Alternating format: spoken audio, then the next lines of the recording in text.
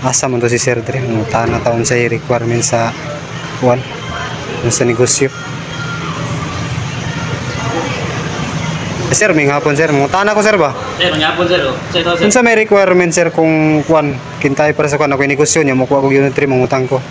Negosyo yung mga kuan sir, source of income. Oo. Wala na sir, electric bill kana.